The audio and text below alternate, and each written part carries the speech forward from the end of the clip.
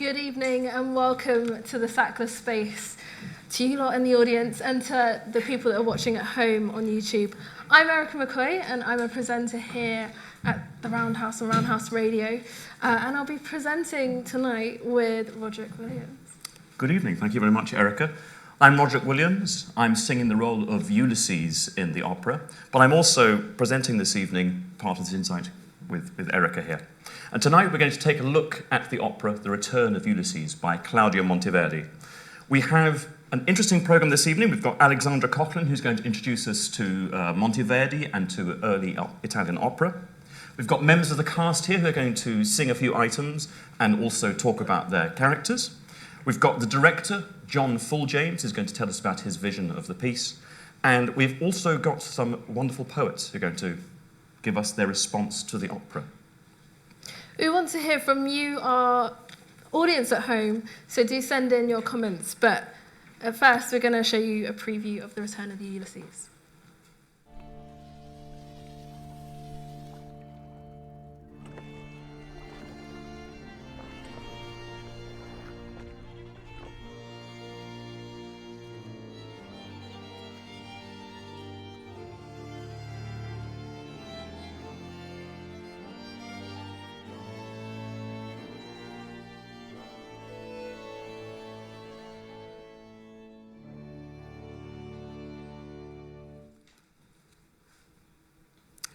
Much like this evening's Insight, The Return of Ulysses is a co-production between the Royal Opera and the Roundhouse and will be performed in the main space just next door from the 10th to the 21st of January next year.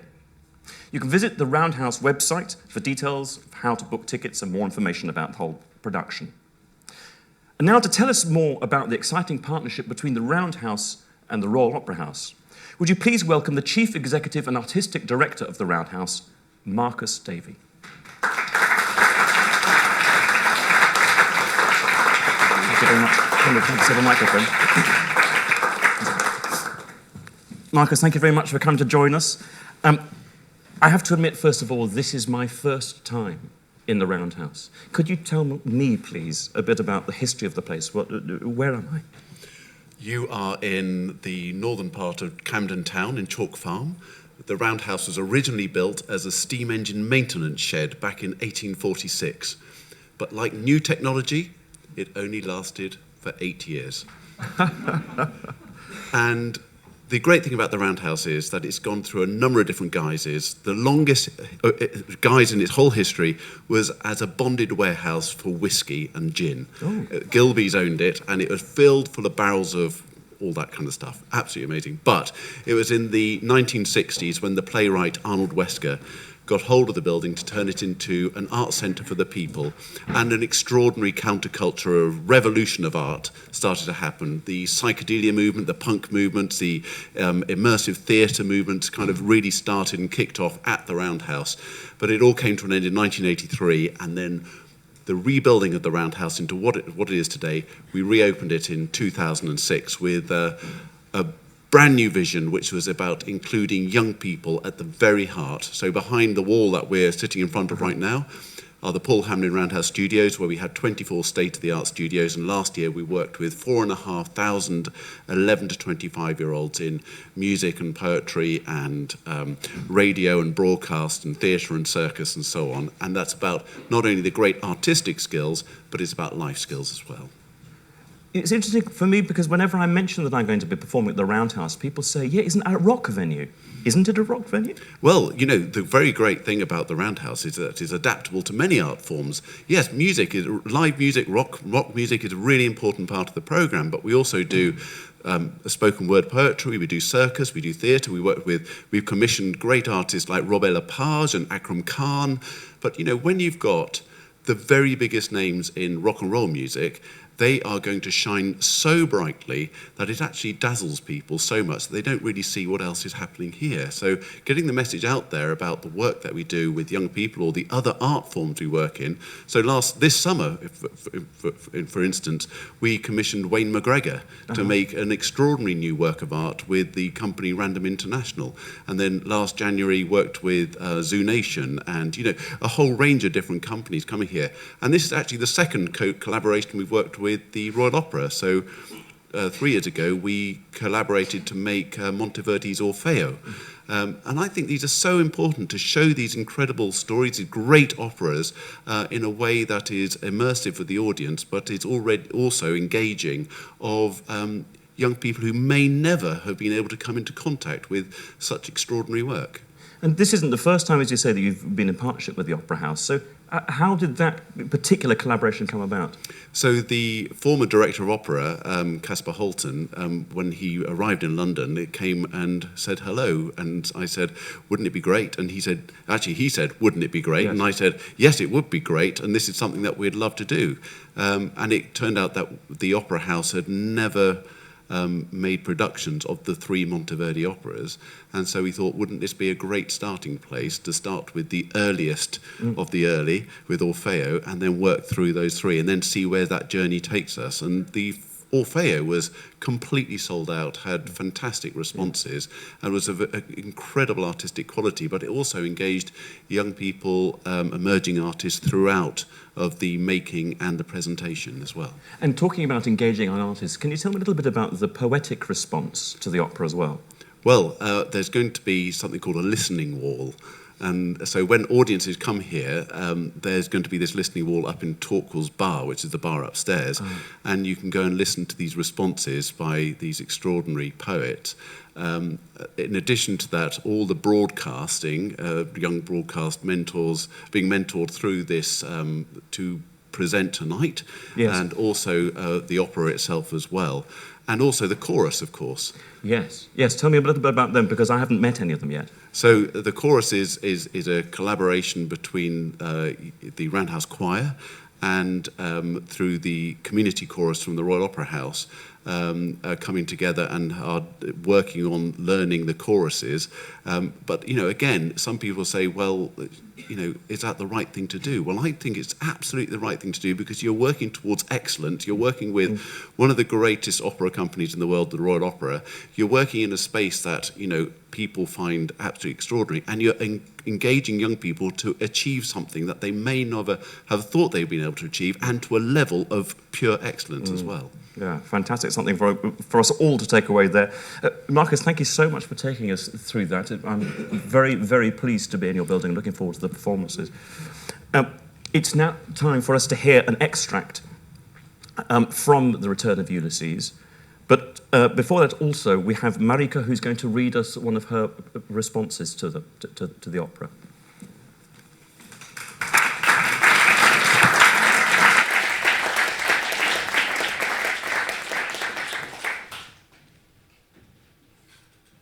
I remember something of the color of the sky where it meets the sea, a meeting of old friends where the dusk now bleeds hollow promises.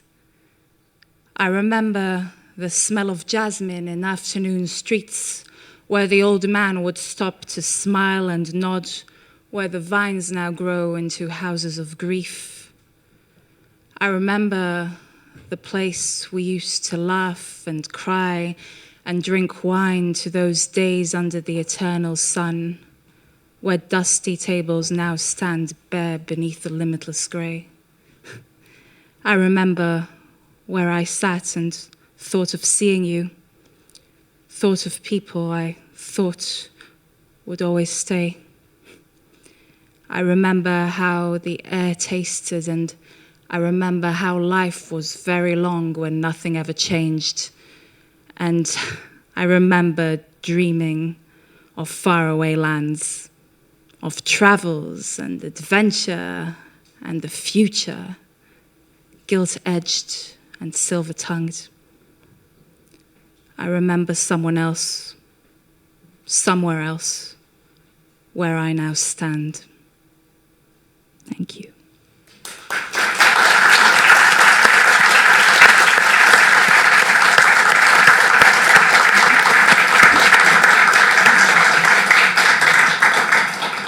Thank you, Marika. That was incredible. That was really amazing. So now in just a moment, we'll hear members of the cast performing Melantho and Eurymachus's duet from Act 1, Scene 2. And another one of our poets, Clay, will be up here in a moment.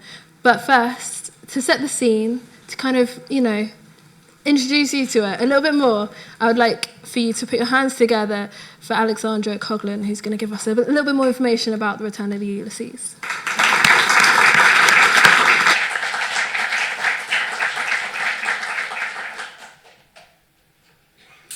So Claudio Monteverdi's 1639 opera, The Return of Ulysses, has been described by musicologists as an ugly duckling of a score, but also as the high point of Monteverdi's dramatic achievement, a score of Shakespearean breadth and scope.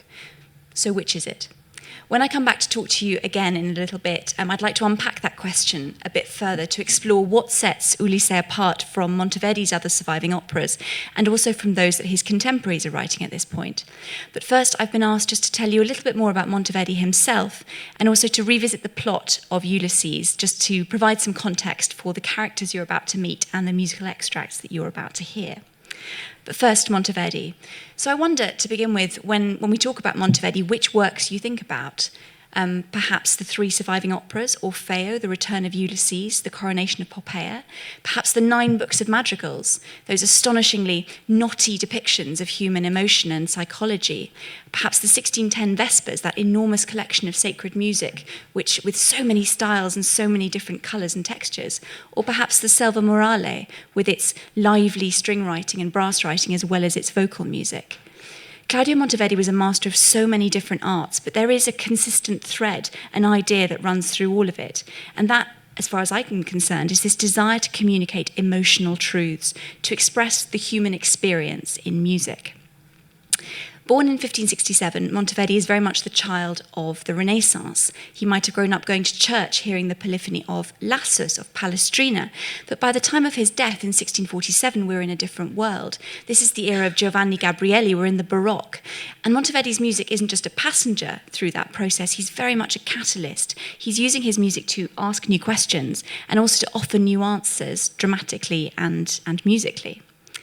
His career, broadly speaking, divides into 2 separate sections. So up until 1613, he's based in Mantua, and then from that point until his death, he's based in Venice. His first professional job, once he left Cremona, his hometown, was at the court of Duke Vincenzo Gonzaga in Mantua.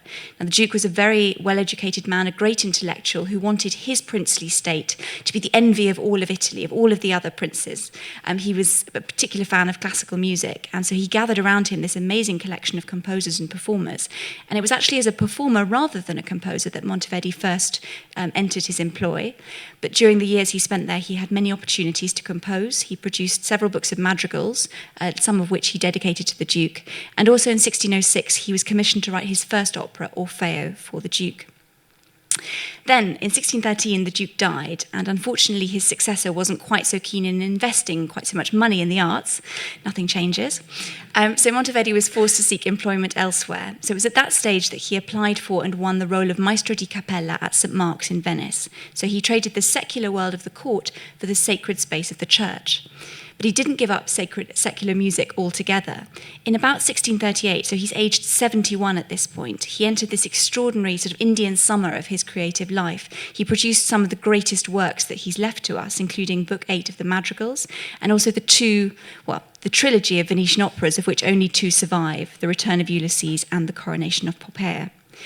In so many ways, these operas are the real beginnings of modern opera. If you look at the processes, the priorities, the styles we're using now to express ourselves musically, they have a lot more in common with Monteverdi than anything that came in between. Opera seria, bel canto, grand opera. I want to come back again and talk to you a bit more about that later on. But first, a very quick whiz through the plot of The Return of Ulysses. So it's an adaptation of Homer's Odyssey, but not the entire thing. So we pick up the story in about book 13, at the point where Ulysses sets foot back in Ithaca, his homeland, and we run through to the end of book 23, where he is reunited with his wife Penelope. It's very true to the original, except in terms of its dramatic weighting, and it's perhaps reweighted in a way we wouldn't expect of the composer of Orfeo. We might imagine him to be most interested in sort of the elevated passions of Ulysses and his wife Penelope, of the doings of the gods, but actually what he does is to sort of shift the camera, to pan out and to give us this much more democratic vision of society. We're interested in the lowlifes, the really grubby, grotesque people at the bottom of the food chain, as much as we are in the gods. And I think this shows a real shift of priorities from Orfeo, and we can see that we're beginning to head towards Poppea here. That being said, the prologue, we begin in the world of the gods. Human frailty is being taunted by three of the gods, time, fortune, and love, all of whom say we have the most power over her. So a lovely little allegory for what is going to come next. We then jump in Act 1 to the palace of Ithaca, where Penelope has been waiting 20 years for the return of her husband. Her maid, Ericlea, her nurse, I should say, says, well, forget about him, that you have all of these suitors, marry somebody else. Penelope says no. Her maid Melanto is also preoccupied by love, and she and her lover Eurymachus try and scheme to see if they can persuade their mistress to take a new wife. Meanwhile, Ulysses has been abandoned on the shores of Ithaca by some sailors. Conveniently, he meets his patroness, the goddess Minerva, who reveals to him what's happened in his absence and persuades him to disguise himself as a beggar and go to the palace and vanquish the suitors. She leaves him to go and fetch his son Telemachus from Sparta in her magic chariot. He then goes to see the shepherd Eumaeus. He tells him, still in disguise, Ulysses has returned and orders him to go and tell Penelope that her husband is returning. Act 2 starts with the reunion between Telemachus and Ulysses, one of the most touching moments in the opera. But we then jump back to the palace, where Melanto and Eurymachus have despaired of trying to persuade their mistress to do anything, so they're consoling themselves with their own rather more wanton love affair. Eumaeus arrives, he conveys his message, but Penelope is suspicious. She doesn't believe her husband is truly back. Ulysses himself then arrives, still disguised, and Iro, this sort of filthy, gluttonous hanger-on, he senses some competition here at the bottom of the food chain, and he challenges Ulysses to a duel. Ulysses is triumphant and is welcomed by Penelope, who then suggests a competition. She says, if anyone can string my husband's bow successfully, I will give him my hand in marriage. One by one, the suitors are tempted, and they all fail. Ulysses, still disguised as the beggar, is the last one to go. Of course, he is successful and proceeds to kill all of the suitors. Final act starts with Iro, our hanger-on. He's so distressed, there's nobody left to feed him, and without without food, life is not worth living. So he heads off to kill himself. Penelope is also distressed, but for rather more serious reasons. Despite Ericlea, despite Telemachus, she still cannot believe this is her husband who has returned. And it's only finally when he describes to her in great detail the embroidery on their marriage bed, the coverlet that covers it, that she really believes that he's returned, and they sing this ecstatic love duet.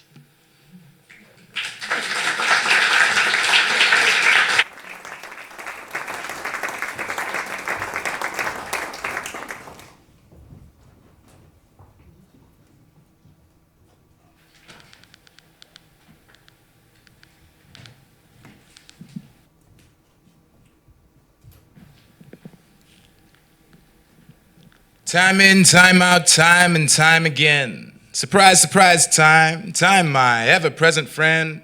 How goes it? Whoa, whoa, whoa, whoa. Slowly, slowly. It seems you a strange abandoned. Pulverizing mortals you've forgotten, yet still they wish you'd stay to land. Ah, fortune. Our fortune lay a fortune on me, abundance overflowing from me. Yea, fortune heard and fortune saw me. Indeed, foresaw and foreheard fortune for me. Since when was love so sinister? Oft more I'd seek love a protector. Love my shield, love I serve, not a raving vengeance to be swerved. Love my shield, love I serve, not a raving vengeance to be swerved. You've seen his face, you'll see his face. A face filled with fear, just brave enough to run away year after year. Truly I pity the fella. Mortal and shaken, wholly mistaken, an aging, impertinent bugger. Alas, I digress. It's been too long since we've all bore witness together. Let's rally and merry. Ulysses is gone, and all the better.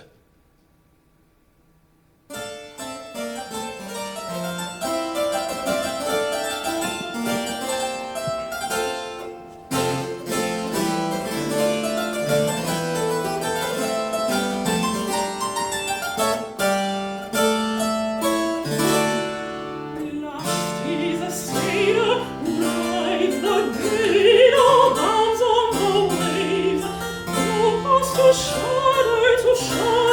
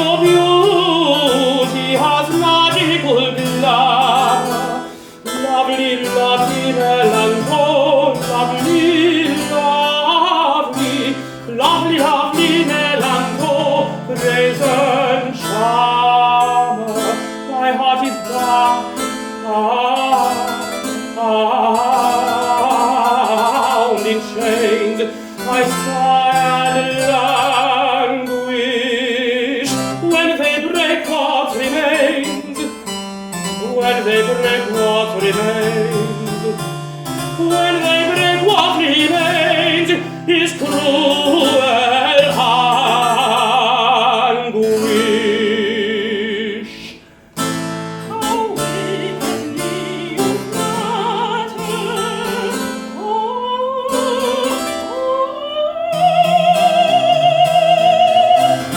enrich my beauty, turning eyes into diamonds, and the mouth to a rose, more red than a ruby.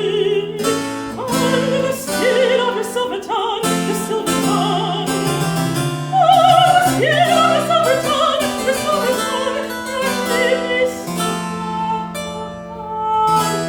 ever softly, ever softly. I don't care if you're lying. The only lie that I could tell you would be I do not love you. To deny that I strive for a goddess from on high is a craven-hearted lie. My love is bright as sunlight. It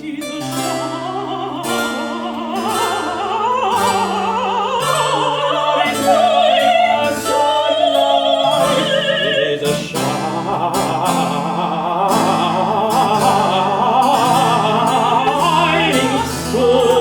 sunlight. Our love is like the sunlight. It is a shining sunlight. Refusing love for love is low and cruel. Refusing love for love is low and cruel. Refusing love for love, refusing love for love, refusing love, refusing love is low and cruel. Yet when you give a lover your heart, you must be ready to weep and suffer. Listen, oh, you embrace my darling, I hunger for your embrace at every meeting, so you can feel, you can feel, you can feel, and feel my heart beating. Listen, oh, the land might gladly change its mansion for a desert, where crying water could not spy, could not spy, could not spy on our heavenly misdemeanors. When lovers must be patient, they may God of supplication. When lovers must be patient, they may God of supplication. When lovers must be patient, when lovers must be patient, they may die of frustration. Till your mistress takes a suitor, we cannot lie together.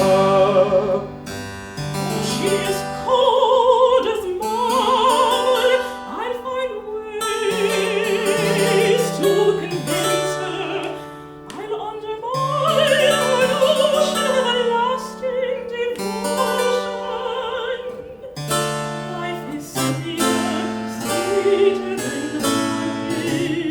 I am happy, happy in love.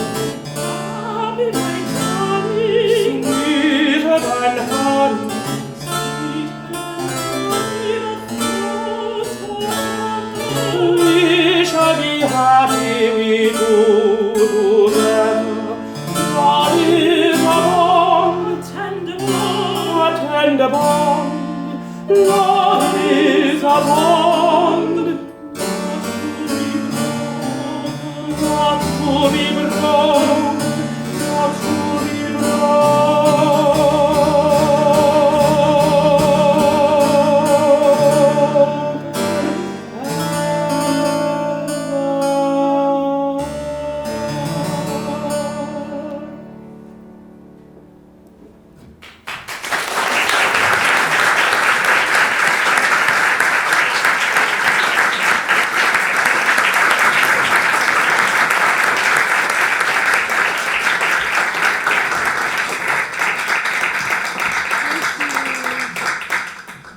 you to Clay, who performed the poetry before, and Francesca Chiagina and Andrew Tortoise, and Timothy Burke, who's sung that, for that. That was really incredible. Tell me a little bit about the characters that you're playing in this piece. Alexandra touched on it earlier. Melanto is the maid of Penelope, and my character Eurymachus is her lover, and we're trying to convince Penelope to accept a suitor, because as we sang in the music just now, my character said, "Till your mistress takes a suitor, we cannot lie together." So kind of sex is the big motivation for for the whole thing, really. And tell me a little bit more about your character. Melanto, she's a bit wild, as you maybe heard. She's kind of a maid in training, so she doesn't really know how to be appropriate and the appropriate things to say.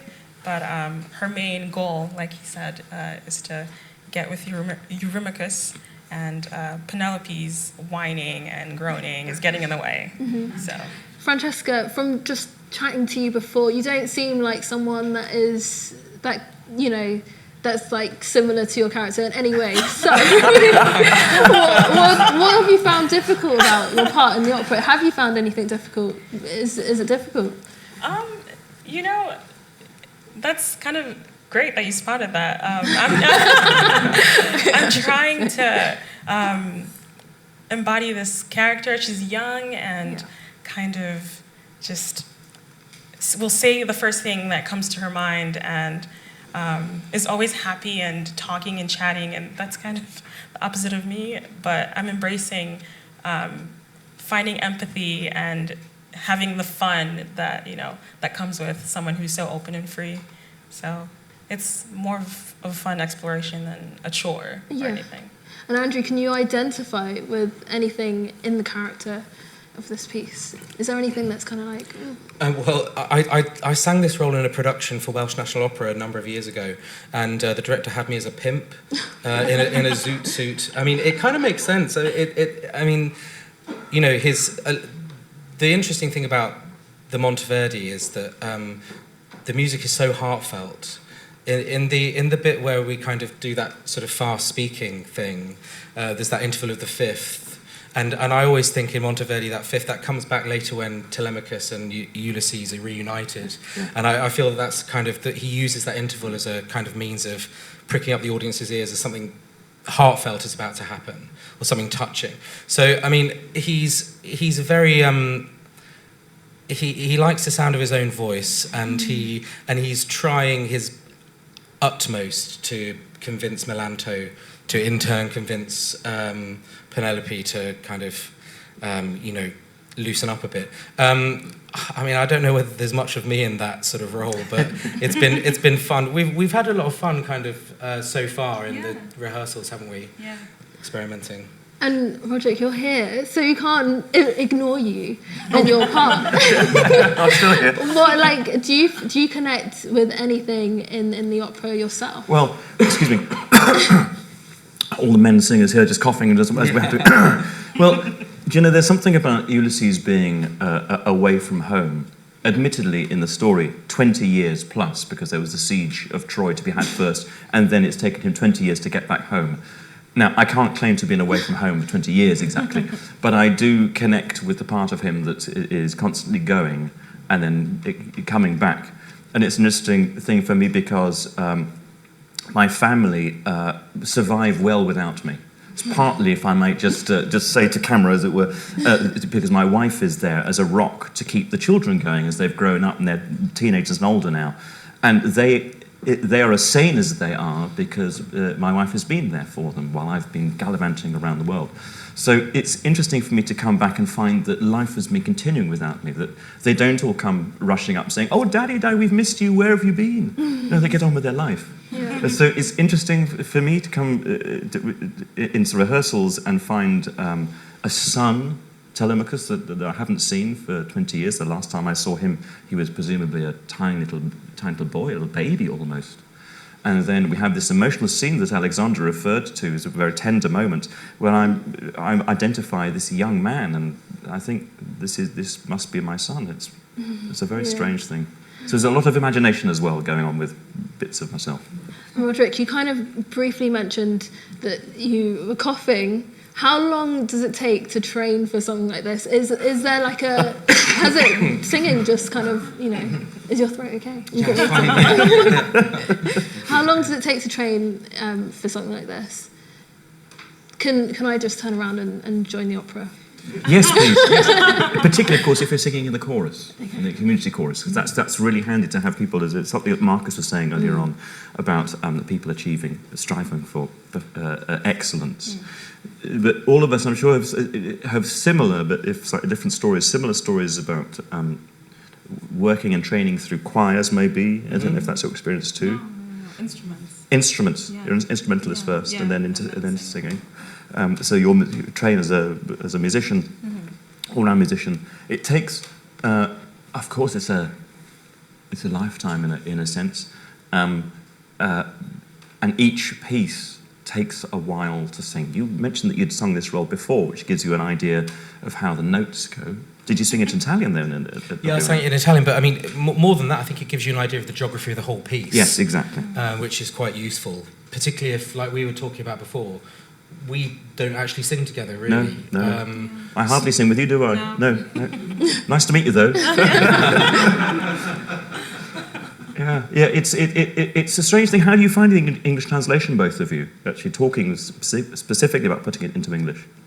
This is my first time with the role, actually. So I've looked at the Italian libretto, but I know it in English first. So it might be interesting to relearn it in Italian to see what. To do it that way round. Yeah, yes.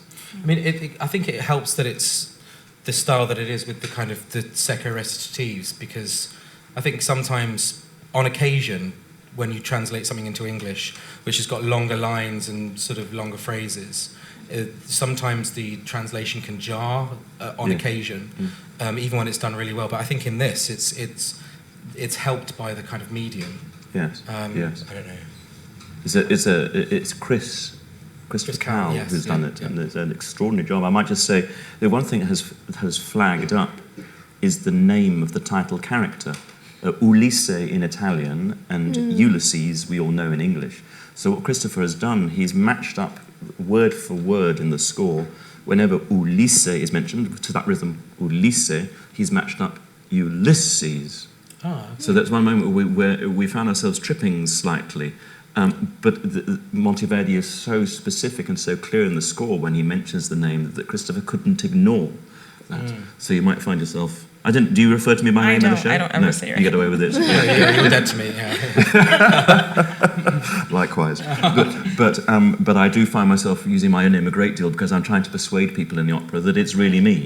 So I'm having to refer to myself. It is Ulysses. We'll come back to that. And we're going to have the director, John Fulljames, up here in a minute. But what has it been like working with him? He is in the room, so be careful. It's been very, very good. Amazing. They've been told to say that. How has it been, honestly? As in, like, seriously, like, a serious question. Well, seriously, it has been amazing. Yeah.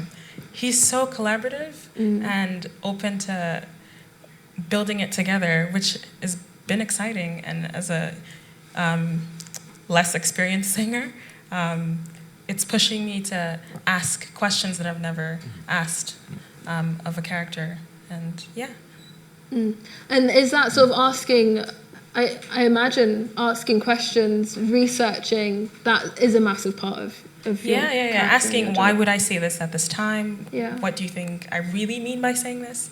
Like, psychology, basically. And also, we've been talking on that matter about things that our characters don't say. That because we have the libretto and we read through it and we sing it and we learn it, sometimes it takes someone like John to point out that there are things that aren't done. For example, when Telemachus and Ulysses meet, father and son, after all this time, there's a very touching scene. We've alluded to that already, but many things are not said that you might expect someone to say, having met their son for the first time in 20 years. And it's interesting how the libretto skirts around certain things.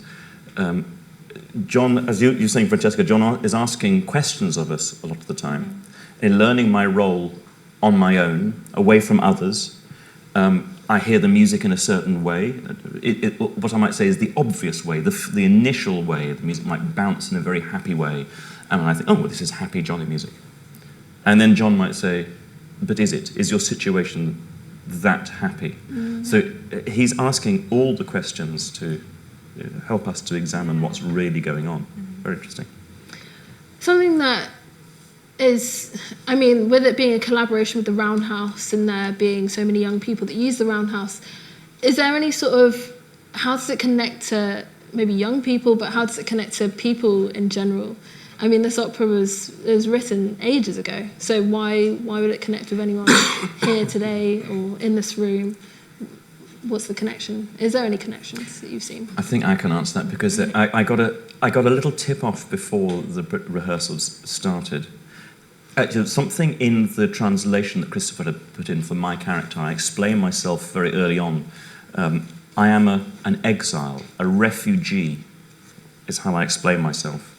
And that use the word refugee, you know, you open the newspaper today and there are refugees on every page from around across in the Mediterranean, which is of course where this was initially set, but in this particular production translation, a lot of references to specific places are removed.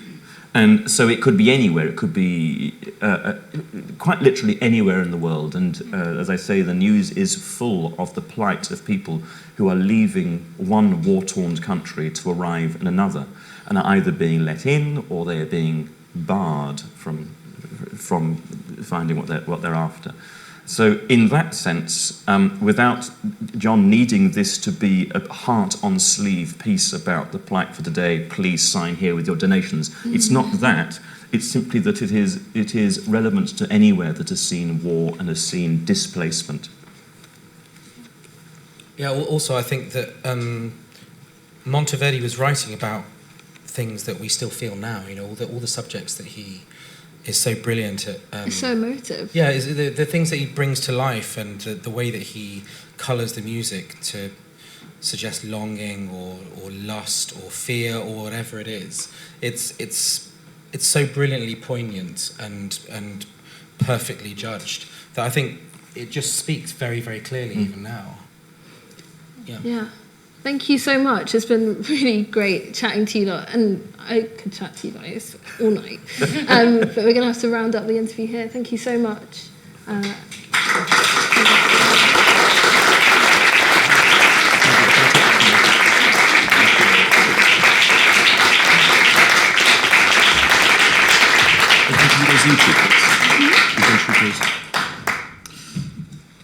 Later tonight, we're going to hear from John Fulljames, the director of this new production. We're also going to hear more musical performance and spoken performance. Now, if you're watching on YouTube, don't forget to add your comments, which I think we may have... We did. Well, I read them out. I read out someone's comment. Oh, did you? I accidentally didn't mention their name, though. But thank you so much for sending me your comment. Well, there's still time to contact us more, and we'll be able to read things out towards the end of the streaming.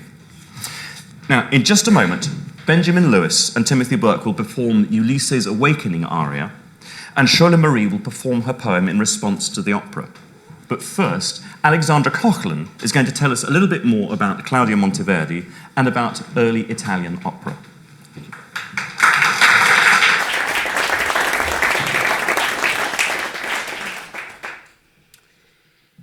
If you were to open the 17th century volume of Richard Taruskin's The Oxford History of Western Music, which is an enormous book, to the first chapter, you would find a chapter entitled From Monteverdi to Monteverdi.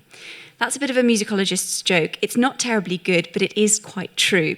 What he's getting at here is that the composer of Orfeo in 1606 and the composer of Ulysses and Poppea at the very end of Monteverdi's life are essentially two completely different people. The musical processes, the priorities, the dramatic priorities have completely changed. So what's gone on in the interim? Why has Monteverdi gone through this enormous process of change? It's mostly to do with context. So, as I discussed earlier, Orfeo was written in 1606 for the Gonzaga court in Mantua. It was a private commission to celebrate the carnival. It would be performed in front of an invited audience of aristocrats in a private home. So what's the function of a piece like that?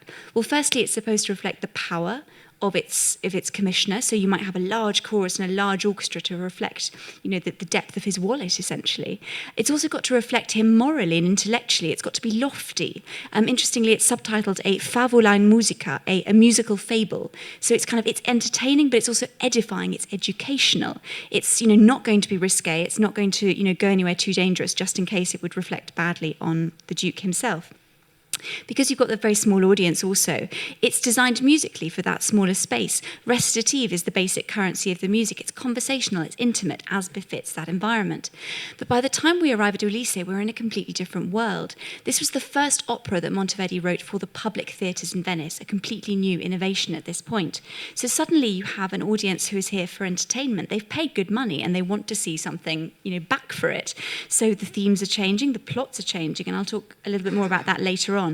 But it's a public spectacle and in a much larger space. So musically, you've got to sort of adapt to fill that. It's no coincidence that the castrato and the diva soprano are both kind of born in this era, because for the first time, composers are writing music that sort of amplifies them, that gives them this platform for showing off for brilliance. And there's also the small question of profit, though. If we spoke earlier about the deep pockets of a private donor, when you're putting on a commercial spectacle, obviously you want to see some return on your investment. So what happens? Well, the orchestra shrinks right back, so we have maybe 5 or 6 instruments, and you can forget about the chorus because they're far too expensive, so you lose them altogether. Now, this is all happening in Venice, and there's a reason it's happening in Venice as opposed to anywhere else. Venice is, of course, in this period, a republic. It's not a princely state. It's a very liberal environment. It's full of a lot of money. You've got this huge merchant class as well as the aristocrats who've all got disposable income, and they want to put it somewhere, to buy themselves something shiny with it. And an evening of opera sort of fits the bill. So this is the moment, this is the point in history, this is the place where opera goes from being a rich man's plaything to being entertainment for the masses. Now, in 1637, the Teatro San Cassiano was the first public theatre to be opened in Venice. It was a tremendous success, and by the end of that decade, there were 16 commercial theatres. Now, if you think about the size of Venice, a city able to support 16 ventures, and that's across both spoken theatre and opera, is quite astonishing, and it gives you some measure, I suppose, of the popularity of this new genre. Now, I've already hinted a little bit at, what this new opera sounded like, what it looked at, but just to draw out some of those ideas a bit further. So we're moving away from recitative, from intimate conversational style, into a slightly more expansive, lyricism, song is becoming the basic sort of, I suppose, dramatic currency of exchange between characters. These plots that are full of sex and violence and comedy is also a new element, actually coming from Rome at this point in opera. That's new and exciting. And also the spectacle of it. If you look at some of the sources, the books, the manuscripts we have from the theatres in this period, the details, the technical drawings for the machinery to allow a chariot to fly in, or in this opera, an eagle sort of flies over the head of the suitors. Minerva and Telemachus arrive from the sky in a chariot. All of these things are the big hitting, the big sort of sell for the opera. People would go home and tell their friends, you must go and see this show because it's got this great bit with an eagle. Yeah. So this is very much the context. This is the place in which Ulysses is born. But if you think about Monteverdi, he's left this secular environment quite a long time ago. He hasn't written an opera for a while. What is the push? What's the thing that gets him back into the theatre? Because it's slightly complicated for a man with such a position in the church to be dabbling in this commercial world. It's a very specific impetus. And I'm going to read you a little bit of a letter which might help explain it. The letter's actually written in 1640 after the premiere. But I'll read it to you and hopefully things will become clear. So, to the most illustrious and most reverend Signor Claudio Monteverdi, great master of music, not in order to compete with those talented men who, in recent years, have published their compositions in the Venetian theatres, did I initially dedicate myself to writing The Return of Ulysses, but to stimulate the imagination of your lordship, to make known to this city that in warming the affections, there is a great difference between a real sun and a painted one. Now, having seen the opera performed 10 times, I can positively and heartily affirm that my Ulysses is more obligated to your lordship than the real Ulysses was to Minerva. We admire, with greatest astonishment, those rich ideas of yours, though not without some perturbation, because I can scarcely recognise the work as mine. So that letter comes from one Giacomo Badoaro, who is an aristocrat. He's a member of a very elite sort of academy in Venice at this point, whose role is to promote opera. He was obviously a great fan of Monteverdi's, and he was watching these kind of young pretenders like Cavalli, Monteverdi's pupil, coming up through the ranks, and thought, these guys, they're fake, they're painted sons. I want to stimulate the real thing to come back and bring his genius back to the stage. So he submits this libretto to Monteverdi, who takes the bait, but he does it very much on his own terms. He takes Badoaro's 5-act structure, which is a bit blousy, it's a bit loose at the edges, it's a lot about doing, there's a lot of action going on, and he sort of transforms it into something much more intimate and much more thoughtful. It's about thinking and feeling as much as it is about doing.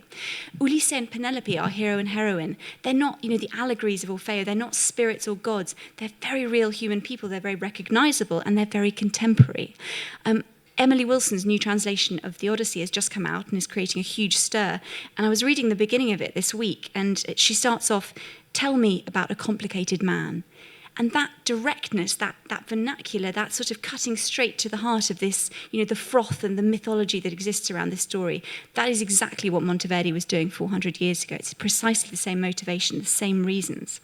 And again, that breadth, that social democracy I was talking about earlier, widening the lens to include everyone in this story, not just the highborn people. That's also, I think, essentially, you were asking earlier about what's contemporary about this piece. That's what's contemporary. It's Shakespearean. It's interested in human motivation wherever it comes from.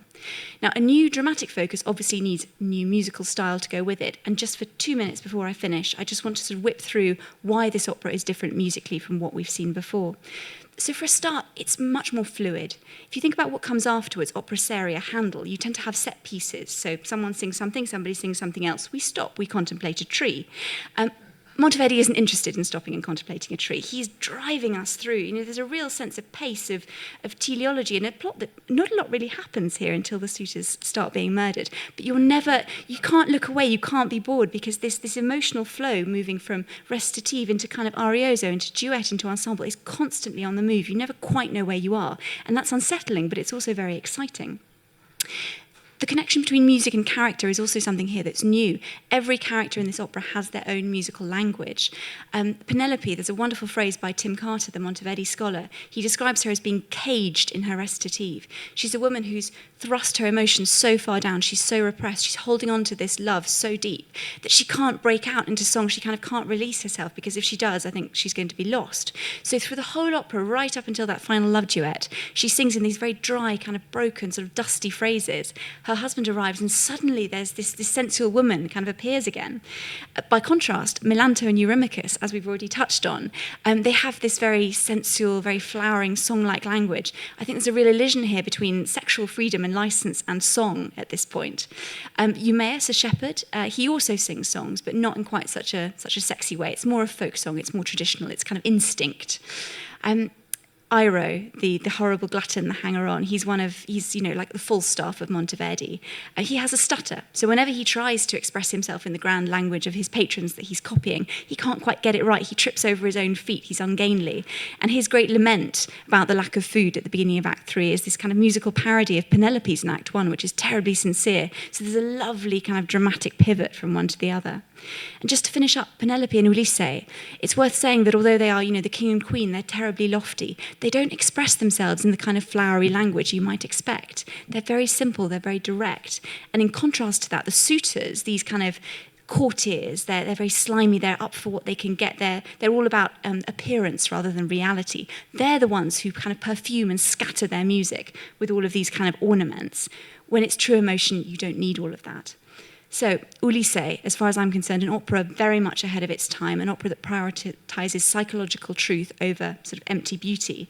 I think that's why we find it uncomfortable. I think that's why it hasn't had quite the same dramatic currency as the very sexy Poppea or the kind of charming little Orfeo. But as far as I'm concerned, it's that sort of that discomfort that makes it so contemporary, that makes it live so long in your memory after you've seen a performance.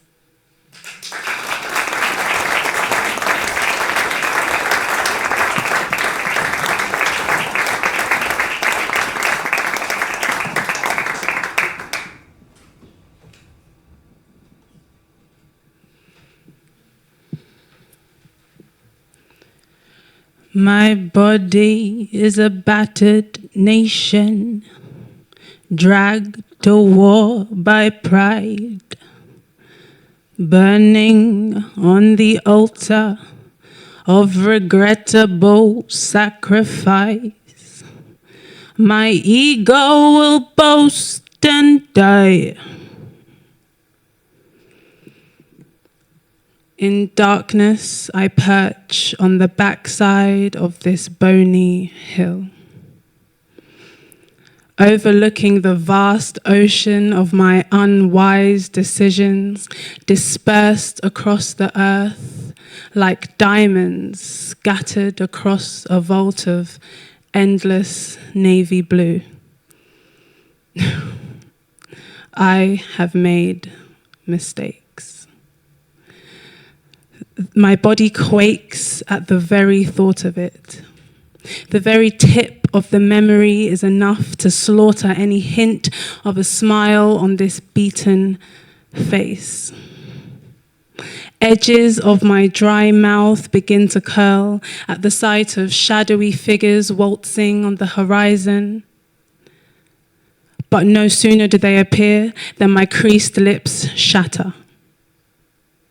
Hope crashes into the water and the figures are blown into fragments stolen by the wind. My sweet dreams unrolling at the seams of this hooked body. Unhinged.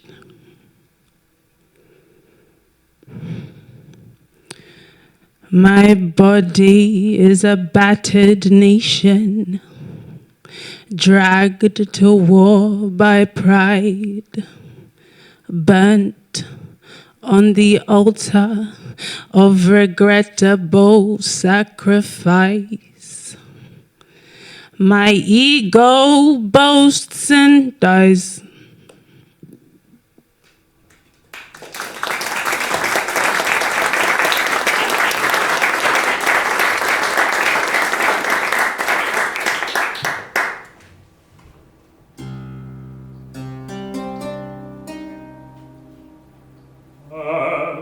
Dreaming? Am I dreaming? Am I woken? What surroundings are these? What air moves on the breeze?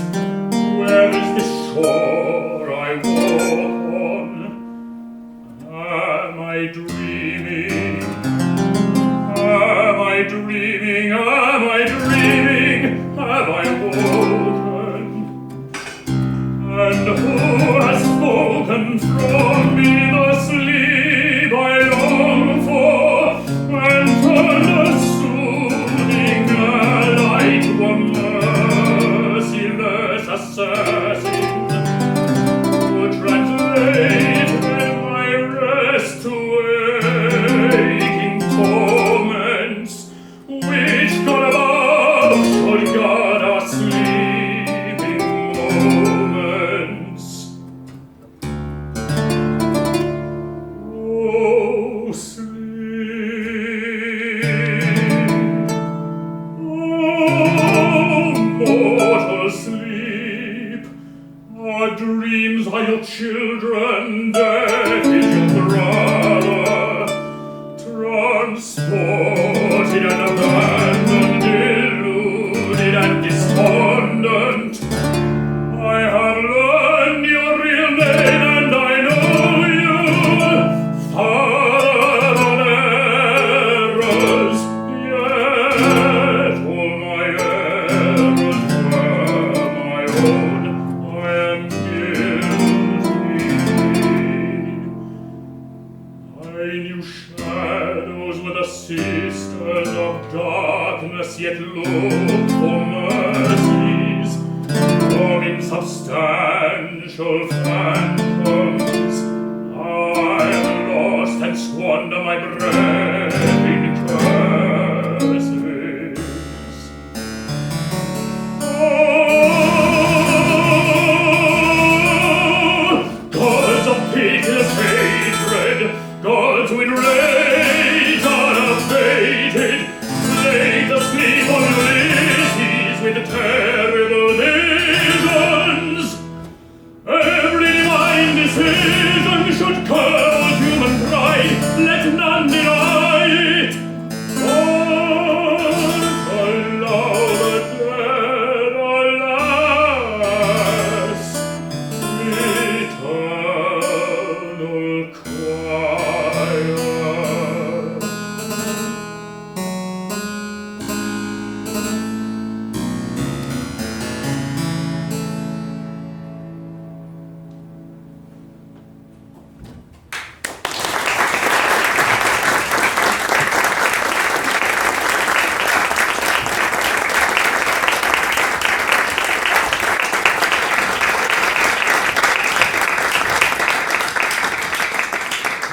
you to Shola and Benjamin Lewis and Timothy Burke for that. That was incredible.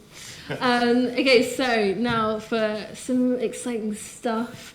Director John Fulljames is going to join us on the sofa, and we're going to unpick this production. We're going to talk about it right about now. It's going to be so fun.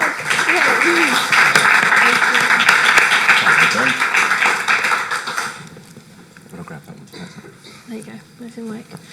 Okay, so you've had a connection with the Royal Opera House for a while. Do you want to tell us about how you got involved with the Royal Opera House to start with, and just introduce yourself? So I first got involved with the Royal Opera House when I guess I was about 20, and I was at university, and I sort of thought, cool, what am I going to do this summer? So I wrote them a letter and said, could I come and observe what your stage managers do? And I think it was maybe when the building was closed. I remember being in a big film studio out of town, watching these huge rehearsal rooms with, a chorus of 60 people and, tables and tables of stage managers and directors and fight choreographers and language coaches and assistant conductors, and just being kind of blown away by the scale of the machine. The sense that what was going on was an enormous kind of artistic enterprise of all these people working together in an extraordinarily focused way to make one moment of magic when a singer sings a particular note in a particular way, so it hits an audience kind of in their solar plexus. So that's where my relationship with the Opera House started, and then I guess I did lots of assistant directing at the Opera House, and then they gave me some little shows to direct, and then they trusted me a bit more, and I was given a chance to direct amazing things like The Return of Ulysses. Amazing. And I had a little sneak peek of the Royal Opera House the other day, last week, and I was astonished by how big it is, and I think people don't realise what goes, you see what's on stage and you go, wow, it's amazing. But then actually seeing backstage is something completely different. Tell us a bit about your influences in this particular piece that you're creating for the Roundhouse in this amazing space upstairs. Sure. So the Roundhouse, just like the Royal Opera House, is a machine. It's a big industrial building. I think what's thrilling about staging Monteverdi in here is that this is such a democratic space. There surely is no more democratic space than a space in the round. So I think it's the ideal space to respond to the ideas which Alexandra was talking about in the opera. The auditorium we can create is a Greek theatre, it is a Roman theatre, it's a theatre where every seat is the best seat in the house. It's not a theatre where there's a downstairs and there's an upstairs and there's audience over there who can't quite see the stage. Everybody has the best possible seat. And it's not a theatre with an orchestra pit. I think it's really important that this is music theatre in which the musicians are kind of an active part of the theatre, of the visual language. And musically, because it's building out from chamber music, it feels absolutely right that singer and musician should be really close together. That's what you've done for this, right? We've kept them really close together. One of the things we wrestled with for a long time was kind of where to put the orchestra. Because as soon as you place a conductor, in this case Christian Kernin, who's going to be leading from the harpsichord, you kind of define the front, because singers tend to gravitate to the conductor, not to look at them all the time, of course, but just to keep an eye. That connection's really important. And so we wanted to find a way that we could place Christian without defining a front. So what we decided to do in the end, very much inspired by the Roundhouse architecture, was to put the orchestra on a revolve so that they will move slowly, slowly, slowly in space. And hopefully, if you didn't watch the Insight event or you're not here this evening, you won't notice. But you'll just think after about half an hour, hang on, that's not where the orchestra were when they started. Which I think is a really powerful metaphor for the way that time works in the piece. The piece has such a strong sense of time. passing. Everybody's looking back over their shoulder. You can't escape your past. You kind of mentioned time. What other themes have you tried to explore and really, bring out in this piece that we're going to see upstairs upstairs on between the 10th and 21st January, if you book a ticket? So one of the big choices we had to make was about how to cut it.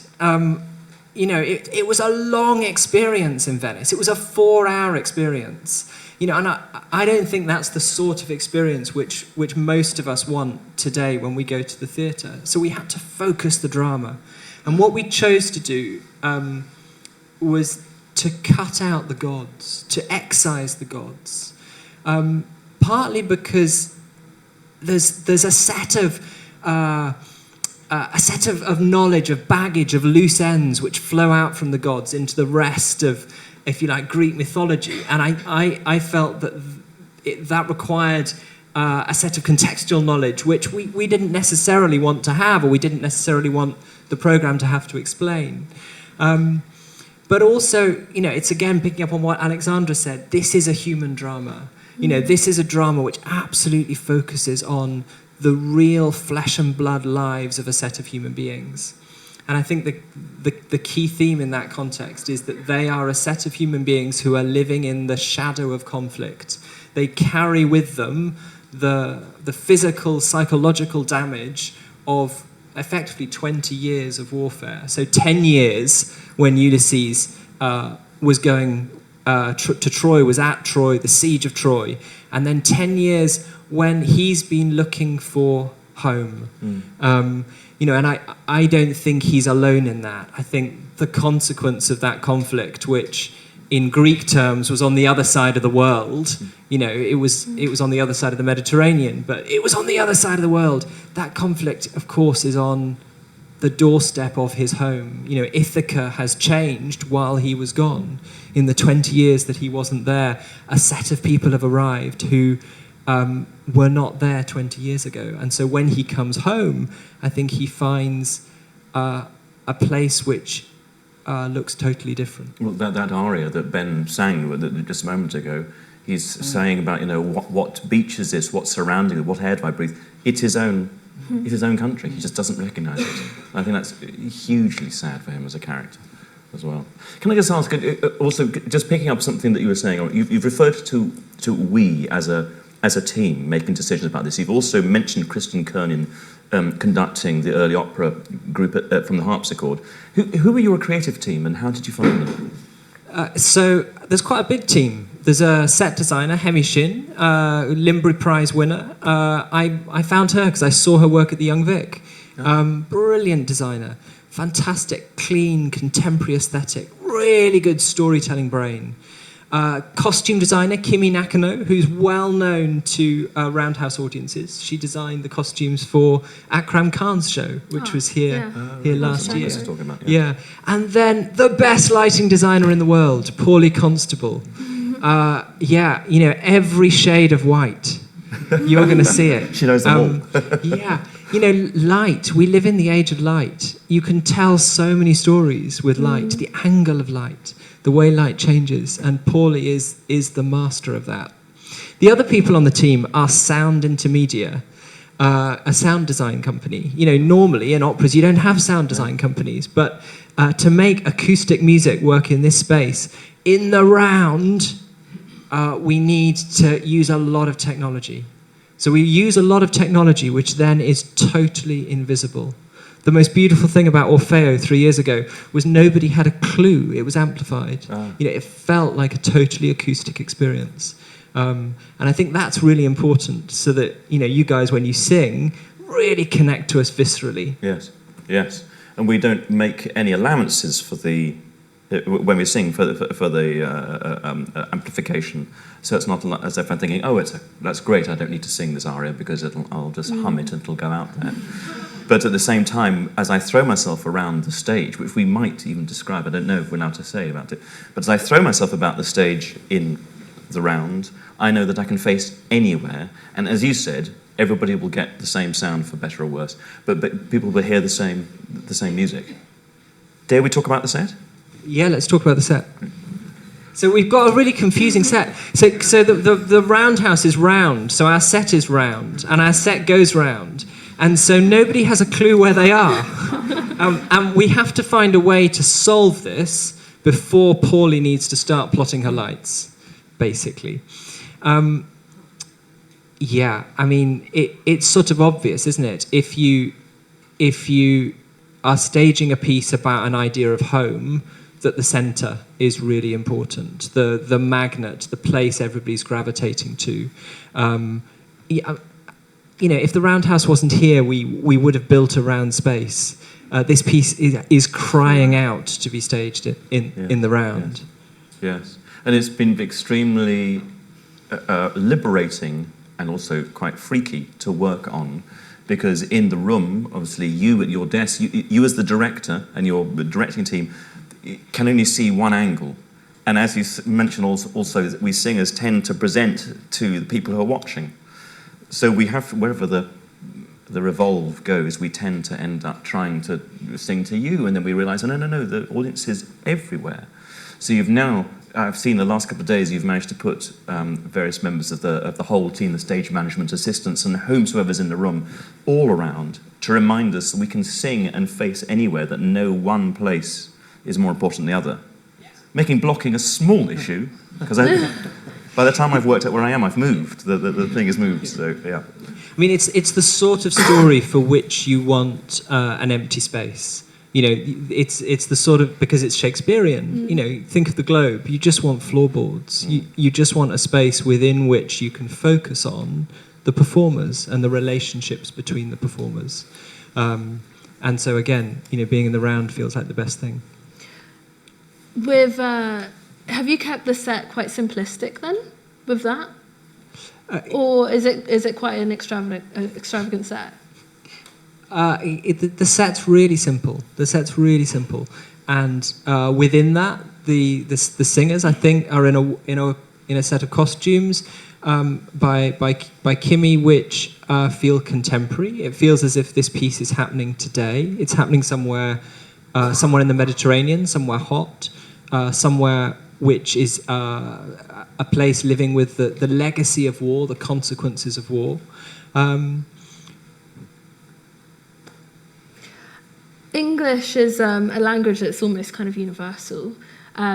Is there a reason why you decided that English is going to be the way we're going to do it for this, or was there an option to do it in Italian?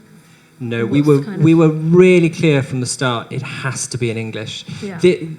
This opera is so text-led.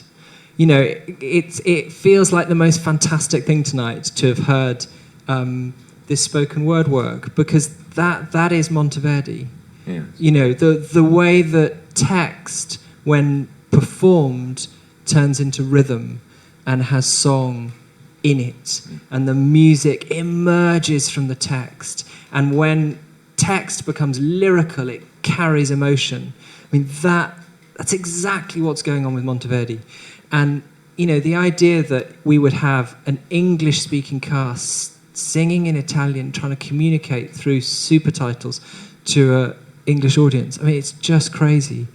So I'm thrilled we're doing it in English, and it makes the experience so immediate. You know, I think people sometimes think, I'm not going to go to the opera because I won't know what's going on, I won't be able to hear the words. You know, as amazingly brilliant as Alexandra's synopsis was earlier. I mean, that was so clinically amazingly fantastic. It's a long story, it's a complicated story. But, you know, then so is Star Wars. But you don't worry when you're going to go and see Star Wars, will I follow the story? Because it's in your language and the storytelling's really good. Yeah. I just want to say, from my point of view, how amazing it has been to hear the poets and their spoken words, because actually much of what they said in their poetry is what we've been discussing in the last few days. So they're just adding extra layers for me, extra resonance and thought processes, almost word for word in one or two cases. Did you pick that up? So it was really fascinating to hear those. Yeah. I'm really intrigued by the community singers. Why community singers? Why the choir from the Roundhouse? Why did you want to bring that into that space?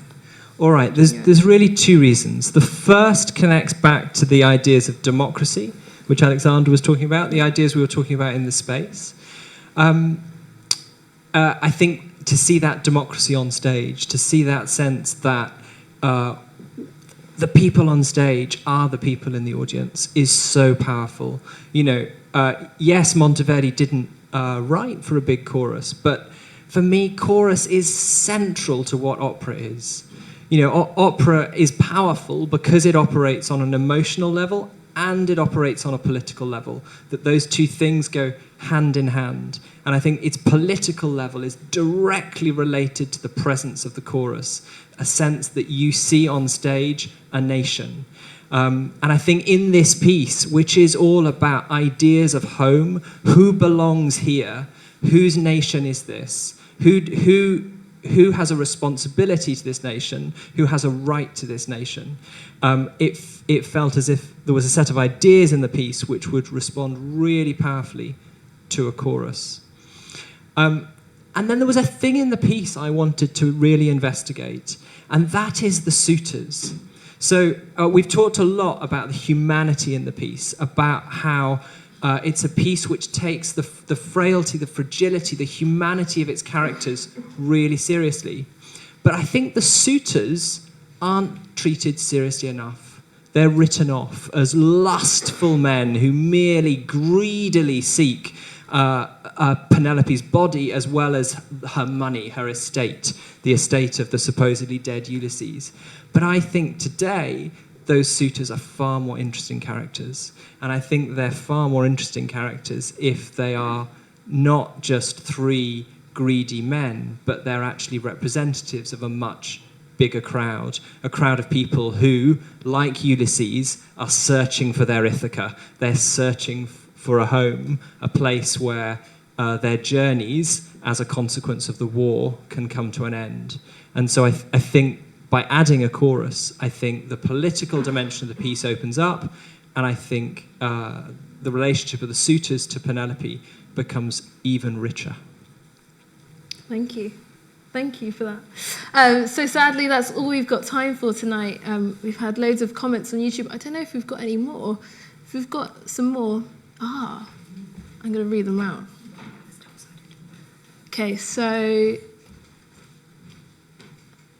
Alan on YouTube said he's part of the Royal Opera House community chorus, and he's very excited to be a part of the choir. We've got another one.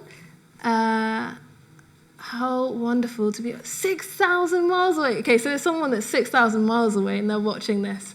Amazing. Hello to you. That's a good journey home, isn't it? Yeah, I mean, you don't need to take the train, nothing. And lastly, Jennifer on YouTube said it's cool to understand these great performances and how they came to be. So thank you for those comments. The Return of the Ulysses will be at the Roundhouse between the 10th and the 21st of January, and tickets and details are all on the website. Thank you to our guests for joining us tonight, and my wonderful co-presenter, Roderick Williams, who will be in it. And a big thanks to our wonderful audience here at the Roundhouse, and to all of you watching on YouTube. Good night. Good night.